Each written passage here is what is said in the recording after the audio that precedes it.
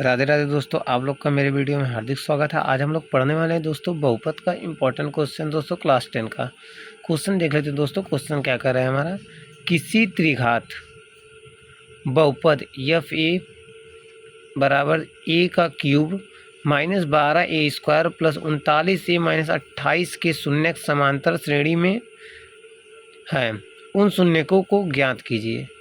यहाँ हम लोग हल देख लेते हैं दोस्तों। मैंने यहाँ तक इतना लिख लिया है पहले से। माना कि अल्फ़ा बीटा तथा गामा बहुपद एफ ए के शून्यक हैं, तब क्या होगा हमारा। तब आगे देख लेते हैं।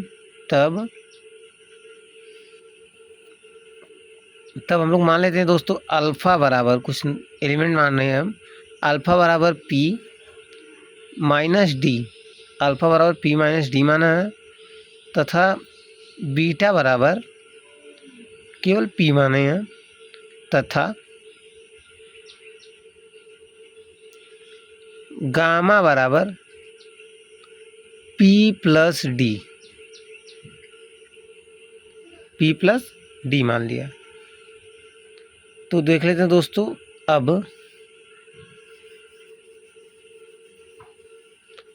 अल्फ़ा प्लस बीटा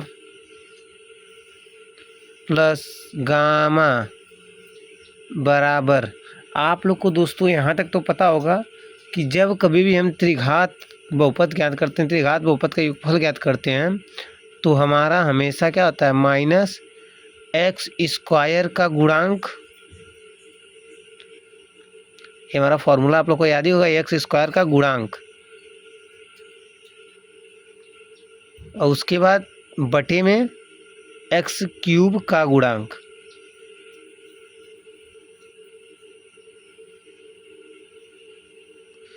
x³ का गुणांक। तो भाई दोस्तों यहाँ से देख लेते हैं हमारा x² का गुणांक क्या है। x² का गुणांक यहाँ पर हमारा a की पावर -12 है, तो -12 है वहाँ पर पहले से, और यहाँ पर माइनस है, तो माइनस माइनस क्या होता है दोस्तों, प्लस हो जाएगा। तो हमारा आंसर क्या आ जाएगा, 12, और यहाँ नीचे 1 रहेगा, क्योंकि यहाँ पर क्या है, a का गुणांक 1 है। तो यहाँ से हमारा आंसर क्या आएगा दोस्तों, 12 आ गया। अब हम लोग दोस्तों देख लेते हैं आगे देख लेते हैं हम गुणांक इसका, a इंटू बी, मतलब alpha into beta into gamma, alpha into beta into gamma. आपको पता होगा दोस्तों, अगर हम गुणांक निकालते हैं त्रिघात बहुपद का, मतलब गुणनफल निकालते हैं, तो गुणनफल निकालते समय हम क्या करते हैं, अचर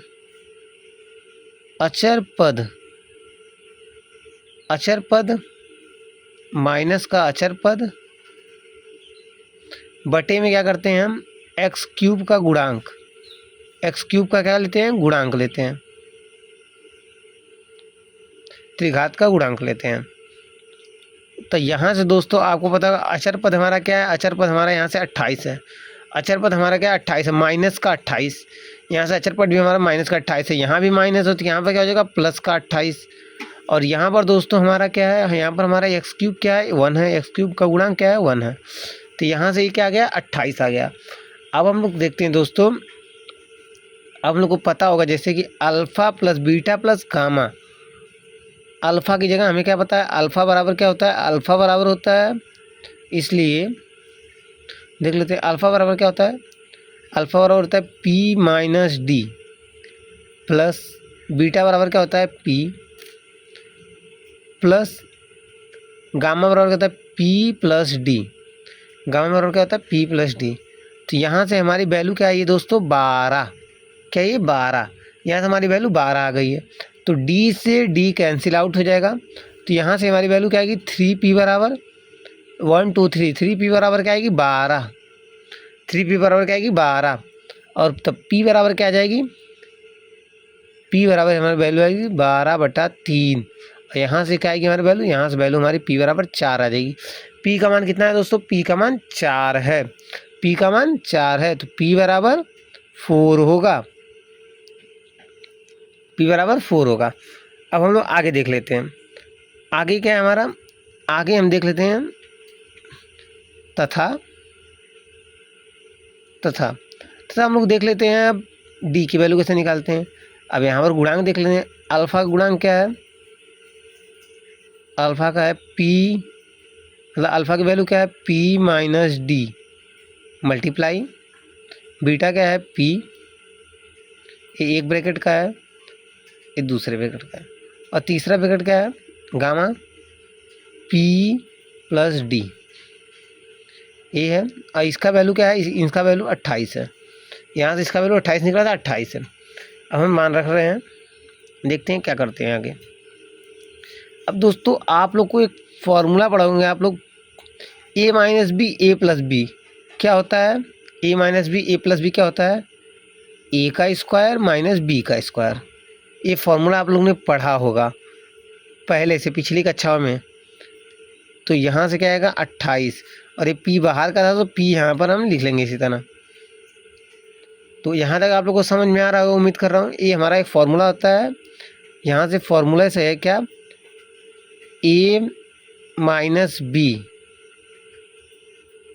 इंटू ए प्लस बी बराबर होता है ए का स्क्वायर माइनस बी के स्क्वायर के। तो यहाँ से मैंने क्या किया, इसी को रख लिया यहाँ पर। यहाँ तक आप लोग को समझ में आ रहा होगा, उम्मीद करता हूँ सभी लोग को अच्छे से समझ में आया होगा यहाँ तक। तो आगे देख लेते हैं दोस्तों, आगे हम देख लेते हैं पी का। पी के लिए क्या करेंगे हम, यहाँ से हम क्या करते हैं पी की वैल्यू रख देते हैं, यहाँ पर केवल पी बचा है, पी की वैल्यू यहाँ रखेंगे, बाहर कितना आएगा, बाहर अगर हम पी की वैल्यू रख रहे हैं तो कितना आएगा, तो बाहर हम यहाँ से देख लेते हैं पी की वैल्यू 4, अंदर रखेंगे कितना आएगा 16, माइनस का डी स्क्वायर ब्रैकेट बंद 28। अब यहाँ से 4 को यहाँ डिवाइड करेंगे कितना आएगा 16 माइनस डी का स्क्वायर बराबर आएगा 7, 4 सत्ते 28, 4 सत्ते 28 आ जाएगा 7। यहाँ तक आप लोग को समझ में आ रहा होगा। तो आगे हम लोग देख लेते हैं दोस्तों, इसी के आगे देखते हैं। आगे हमारा डी की वैल्यू निकालनी है हमें, तो डी की वैल्यू आगे क्या आएगी, माइनस का डी स्क्वायर है, तो ये इधर का माइनस के साथ चला जाएगा उधर, अगर ये प्लस में इधर से ये इधर जाएगा माइनस के साथ तो क्या आएगा डी का स्क्वायर, 7 इधर है,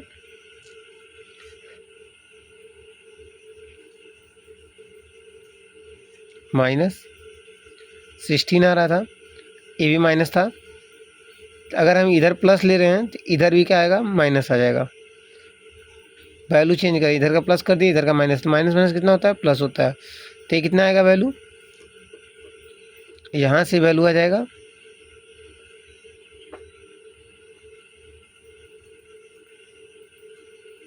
सॉरी दोस्तों आप लोगों को समझ में नहीं आ रहा होगा। यहाँ से हम क्या करते हैं, इम्प्लाइज दैट डी बराबर देख लेते हैं। अगर हम डी बराबर देखेंगे यहाँ से तो हमारा सीधे सीधे आएगा, यहाँ से डी स्क्वायर वाला बनाना आएगा,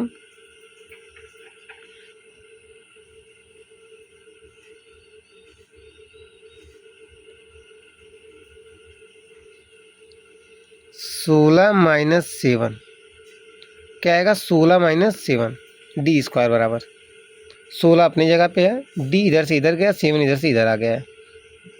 यहाँ से हमने इसको इधर भेजा है, इसको इधर भेजा है, दोनों का जगह रिप्लेस कर दिया है। तो यहाँ से इसकी वैल्यू क्या आ जाएगी, डी स्क्वायर बराबर 9 आ जाएगी, डी स्क्वायर बराबर 9 आ जाएगी। डी की वैल्यू क्या आ जाएगी, डी की वैल्यू आ जाएगी दोस्तों यहाँ से हमारी 3, डी की वैल्यू क्या आ जाएगी 3 आ जाएगी। तो डी की वैल्यू हमें पता चल गई।